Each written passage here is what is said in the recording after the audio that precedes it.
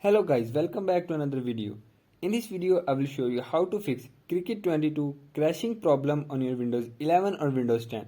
So to fix this issue, follow every step as I am showing in this video, and do not forget to subscribe this channel and also press the bell icon for the latest upcoming videos.